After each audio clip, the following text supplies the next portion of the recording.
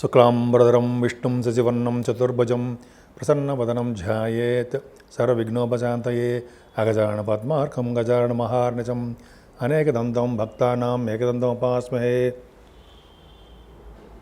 ఓం గం గణపతయే నమః. ఓం శ్రీమాత్రే నమః. ఓం శ్రీ గురుభ్యో నమః. మా ఆది ఆశ్రయాలను చూస్తున్నటువంటి మీ అందరికీ, అలాగే విదేశాల్లో కూడా ఉంటూ నన్ను ఎంతగానో ప్రోత్సహిస్తూ నాకు ఫోన్లు చేస్తూ నిరంతరము నన్ను డౌట్లు అడగడం, మీరు ఫాలో అవ్వడం అనేది చాలా బాగుంది. మీ అందరికీ పేరు పేరున నా హృదయపూర్వక నమస్కారాలు. అలాగే మా ఆది అస్ట్రాలజీ తరపు నుంచి నేను మీ వాడ్రేవాది నేను చెప్తున్నాను. నేను వాడ్రేవాది, నేను ఆది అస్ట్రాలజీ నుంచి మాట్లాడుతున్నా. సో ఈ జాతకాల గురించి చెప్పుకుందామండి. ఇప్పుడు మనం కుజుడు గురించి చెప్పుకుందాం, వక్రగతిలో కుజుడు గురించి చెప్పుకుందాం. చెప్పుకునే ముందర ఏంటంటే, మీ జాతకాలు చూపించుకోవాలన్నా, లేదా పెళ్లి సంబంధాలు ఉంటాయి, కొంతమంది మ్యాచెస్ ఉంటాయి కదండి, మ్యాచింగ్ అది కావాలన్నా తప్పకుండా మేము చెప్తాము. ముందర అన్నిటికన్నా ముఖ్యం ఏంటంటే మీ date of birth, time of birth. అంటే టైమ్ ఆఫ్ బర్త్ అంటే మీరు ఎప్పుడు పుట్టారు, మీ ఏ సంవత్సరంలో పుట్టారో అలా ఆ date of birth, time of birth, place, main important place కూడా అండి. ఆ ప్లేస్ ఆఫ్ బర్త్ కూడా ఉంటే చక్కటి ఫలితాలు వస్తాయి. మీరు ఉద్యోగం కానీ, లేకపోతే వివాహం అవ్వాలన్నా, లేకపోతే ఎప్పుడు ఉద్యోగం వస్తుందని కానీ, ఎప్పుడు వివాహం అవుతుంది, అదే శుభకార్యాలు ఎప్పుడు చేస్తాము, మా ఆదేశాల తరపున నేనే చెప్తూ ఉంటానండి ఎక్కువగాను. ముఖ్యంగా మీరు ఫోన్ చేసినప్పుడు నేను ఫోన్ ఎంగేజ్లో ఉన్నా, నేను షూటింగ్స్లో ఉన్నప్పుడు కొద్దిగా ఫోన్ ఆఫ్ చేస్తూ ఉంటాను. వాటిలో ఉన్నా మీరు ఏమనుకోవద్దు. మీరు జనరల్గా మెసేజ్లు పెట్టండి. మెసేజ్లు పెడితే వాట్సాప్లో నేను తప్పకుండా చూస్తాను. మళ్ళీ నేను ఇమ్మీడియట్గా రెస్పాండ్ అవుతాను. మీకు ఫోన్ చేసి మరి మీకు ఏం కావాలి, మీరు ఏం కావాలనుకుంటున్నారో, మీరు ఏం తెలుసుకోవాలనుకుంటున్నారు అనేది డిస్క్రిప్షన్లో మీరు రాస్తే నాకు అర్థమైపోతుంది. సో ఈ విధంగా మనం జాతకాల్లో చూసుకోవచ్చండి. మెయిన్ ఇప్పుడు ఏంటంటే మనం తెలుసుకోవాల్సింది కుజుడు యొక్క వక్రగతి అండి. వక్రగతిలో ఉన్న కుజుడికి బలవంతుడు అవుతాడు. అసలు ఏంటి, ఎలా ఉంటుంది అంటే, మనకి డిసెంబర్ 7వ తారీఖు 2024 ఈ సంవత్సరం నుంచి వచ్చే సంవత్సరం వచ్చే సంవత్సరం 20వ తారీఖు జనవరి 2025 ఈ 45 రోజులు ఉంటాడండి. ఈ 45 రోజులు కూడా కర్కాటక రాశిలో కుజుడు వక్రగతిలో ఉంటున్నాడు. వక్రగతిలో ఉన్నాడంటే ఇంతకుముందు నీచ స్థితిలో ఉన్నాడు, ఇప్పుడు వక్రగతిలో విపరీతమైన బలవంతుడుగా ఉంటాడు. కొన్ని రాశుల వాళ్ళకి దోషాలు ఆపాదిస్తాడు, కొన్ని రాశుల వాళ్ళకి విశేషమైన యోగాలు కూడా కలిగిస్తూ ఉంటాడు. సో ఈ 12 రాశుల వాళ్ళకి కుజుడు యొక్క ప్రభావం ఎలా ఉండబోతోంది, 12 రాశుల మీద ఎలా ఉండబోతుంది, 12 రాశుల వాళ్ళకి ఎలా ఉండబోతోంది మనం తెలుసుకుందాం. అంతకంటేనండి, మీకు జరుగుతున్న దశలు అనేది చాలా ఇంపార్టెంట్. ఆ దశల ప్రకారమే మెయిన్ జరుగుతుంది. ఈ కుజుడు వక్రించకపోయినా, దిగ్బలత్వం ఉన్నా ఏమవుతుందంటే ఆ ఫలితాలు ఉంటాయి. కానీ మన రిఫ్లెక్షన్, మనకు జరుగుతున్న దశలు, మనకి జరుగుతున్నటువంటి దశలు, అలాగే మనకు తెలిసినటువంటి గోచార ప్రకారం ఎలా ఉంటుంది, ఈ రెండు యొక్క కాంబినేషన్ ప్రకారం మనం చూసుకుంటాం. అప్పుడే చూస్తాం. మెయిన్ దశల మీద ఆధారపడి ఉంటుందండి మనకి ఏ దశ జరుగుతుంది అవన్నీ కూడా. సో ఇవన్నీ కూడా మెయిన్ ఇంపార్టెంట్ చూసుకోవాలి. కుజుడు అనేవాడు బలవంతుడు అవుతున్నాడు. 45 రోజుల పాటు అక్కడ దిగ్బలత్వం కాదు కానీ అక్కడ ఉండిపోయాడు, కర్కాటక రాశిలో ఉండిపోయాడు.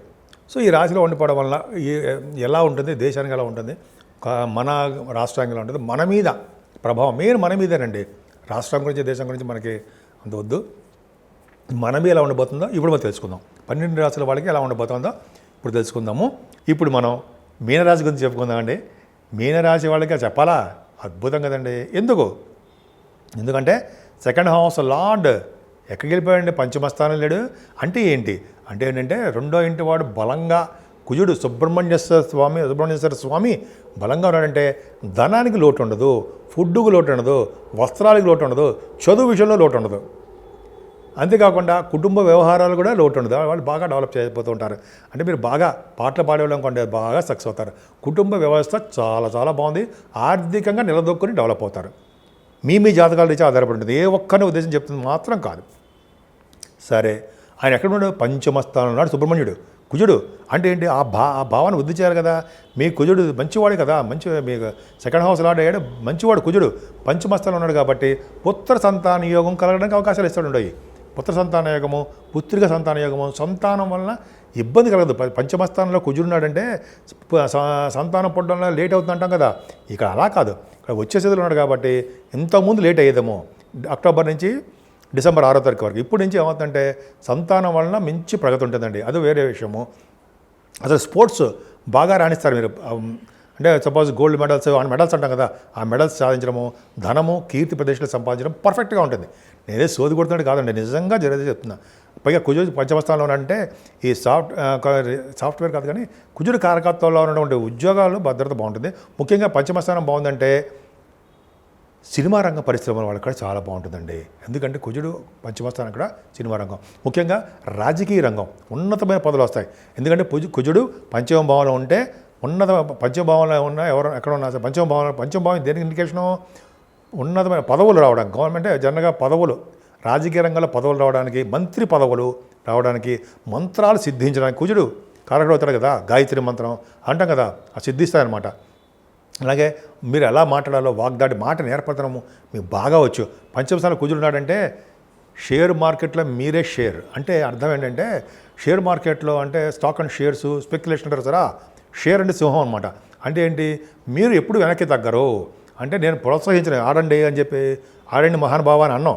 ఆల్రెడీ షేర్ మార్కెట్లో స్టాక్ మార్కెట్లో ఉన్న వాళ్ళకి కుజుడు కారకత్వం బాగున్నాడు కాబట్టి ఇంతకుముందు లాసులు వచ్చాయి, ఇప్పుడు నుంచి లాసులన్నీ రికవర్ అయిపోయి ఖచ్చితంగా సక్సెస్ అవుతారు.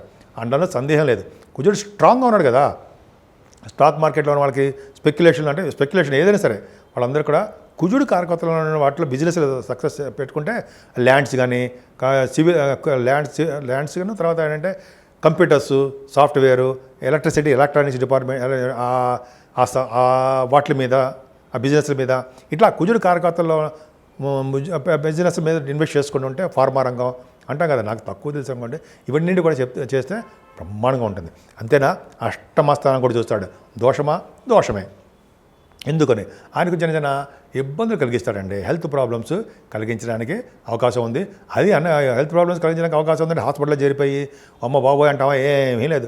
ఆయన చిన్నపాటి ఇబ్బందులు, మీరు ఎక్కువగా స్ట్రైన్ అయిపోతున్నారా బాబు, ఈయన కొద్దిగా రెస్ట్ ఇద్దాం అని అంటే ఆయన కొంచెం మిమ్మల్ని స్లో చేస్తాడు తప్ప మీరేమీ ఇబ్బంది పడాల్సిన అవసరం లేదు. 11వ భావాన్ని కూడా కుజుడు చూస్తున్నాడు కదా. 11వ భావాన్ని కుజుడు చూడడం ధైర్యం, అంటే లాభాలు బాగా వస్తాయి. మీకంటే అన్నయ్యలు బాగుంటారు. భూముల మీద, అలాగే మీరు ఇళ్ల మీద, ఇళ్ళు అంటే అపార్ట్మెంట్స్ మీద బాగా ధనం సంపాదిస్తారు. మీకంటే పెద్దవాళ్ళు బాగుంటారు. కంటిన్యూస్ ఫ్లో ఆఫ్ మనీ అంటే ఏంటి, తరగని సంపదలు అంటే అందరికీ వస్తాయా? కాదు. ఎవరైతే ఇలా రియల్ ఎస్టేట్లో కొంత మంచి వ్యాపారస్తులు కొంచెం బాగా ఇన్వెస్ట్మెంట్ చూసారా, ఇన్వెస్ట్మెంట్ చేస్తూ ఉంటారు, వాళ్ళకి నాలంటాడుగా కాదు అందరికీ వాళ్ళకి ఆ భావాలు ఉంటాయి. సో ఈ విధంగా బాగుందండి. ఇక్కడ 12వ భావాన్ని కుజుడు చూస్తున్నాడు, శని ఉన్నాడు. అంటే ప్రయాణాల్లో దెబ్బలు తగ్గడానికి అవకాశం ఉంది. చిన్న దెబ్బలు తగ్గడానికి, లేదా బ్లడ్ ఒంటి మీద గాయం అవడానికి, బ్లడ్ కనపడడానికి కొంతమందికి మాత్రమే వాళ్ళ జాతకాలు ఇచ్చే ఆధారపడి ఉంది.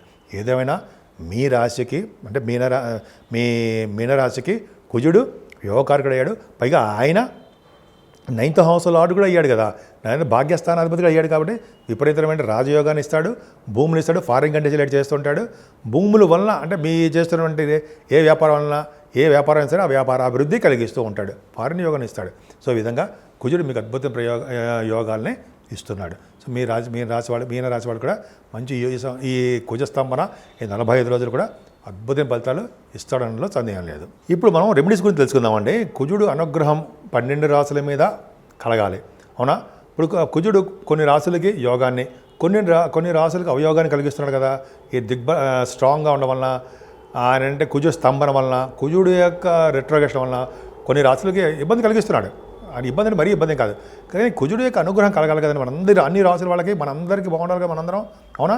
కాబట్టి కుజుడు సుబ్రహ్మణ్య స్వామి పూజలు చేసుకుందాం, సుబ్రహ్మణ్య స్వామి కళ్యాణం చేయించుకున్నా, సుబ్రహ్మణ్య స్వామి అష్టోత్తరం చేసుకున్నా ఇంట్లోనే, లేదా పుట్టలో పాలు పోసినా, ఈ విధంగా సుబ్రహ్మణ్య స్వామి ఆరాధన ఈ 45 రోజులు బాగా చేసుకుంటే నిరంతరం సుబ్రహ్మణ్య స్వామి కొలవడం వల్ల ఏం చేయదండి మనకు తెలియదు. మనకు చిన్న మంత్రం చెప్పండి. అంటే ఓం మిలికిల్సా అండి, సం శరవణ భవాయ నమః, ఓం సం శరవణ భవాయ నమః, ఓం సం శరవణ భవాయ నమః అనే మంత్రాన్ని బీజాక్షరం నేను 108 సార్లు రోజు జపించుకోవడం వలన 12 రాసుల వాళ్ళకి అద్భుతం ఫలితాలు ఉంటాయండి. ముఖ్యంగా సుబ్రహ్మణ్య స్వామి ఆరాధన ఎంతో పవర్ఫుల్.